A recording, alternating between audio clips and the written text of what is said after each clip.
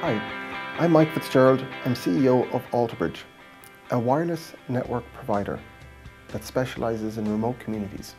So we connect the remote communities of the world with a standard wireless communication system that's cost effective. When we look at these remote communities and remote enterprises of the world, we ask questions like, where are the power cables? Where are the transmission lines? And the answer is obvious. There is neither.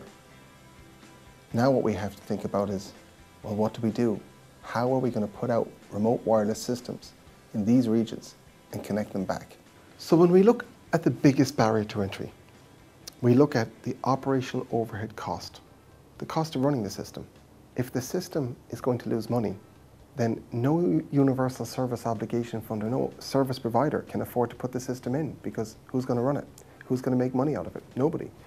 So what we focused on was the three key areas. Power, how do we power it efficiently? Transmission, how do we connect it to the connected world efficiently? And who installs it and who maintains it? So when we looked at power, we said, okay, the diesel generator, getting diesel to the remote community, that's not an option. We must go solar. And we worked diligently on bringing down power consumption levels to a point where today, thankfully, we can claim that you need enough power to run our system as you need to run a light bulb. But interestingly, we've managed to get good coverage out of our system as well. As we move on further into power challenges, we look at the solar power itself and we look at battery backup. We needed to make sure we can get that down. Batteries are expensive. So what we found was different ways and different techniques of reducing the number of batteries that you need.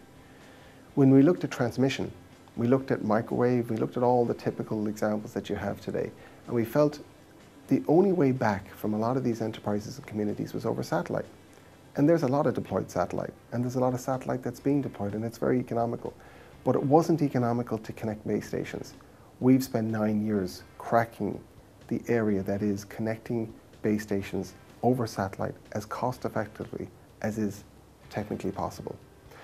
We then moved on to the area of installation commissioning, and we stumbled across a great team. People that are existing today in the Nigerias of the world, all over the developing world, that are skilled at installing VSAT sites, the little satellite dishes that you see around. We have developed a solution that is easier to install than a VSAT dish. And as a result of that, we have a ready-made team deploying our systems wherever we go and maintaining our systems wherever we go. The second challenge for connecting the world's unconnected communities and enterprises is the area of capital expenditure. We look at the tower, the traditional tower that everyone uses today, and we look at sharing towers, and we said the tower doesn't work when it comes to these communities. It's not possible to cover lots of communities from one single tower. So we looked at the idea of breaking up this tower, effectively breaking it into poles. Why can't we have a light site that we can put on a pole and actually run a system from a lower cost base, a lower capital cost base?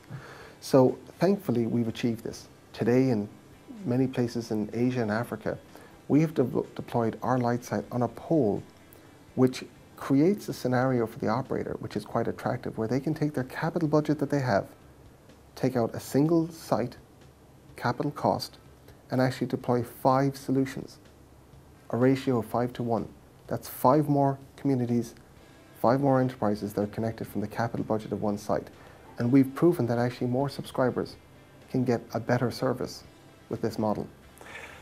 Many of the world's great companies today have built into their business corporate and social responsibility, giving back to society, not just being a great company and being a successful company, but being able to give back. Altobridge has the unique position that what we supply, the whole concept of a remote communication system, turning on and connecting these remote people, that is CSR. So to us, we deliver something that gives us immediate feedback.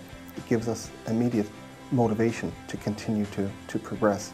We've seen schools where teachers are able to communicate back to the capital cities.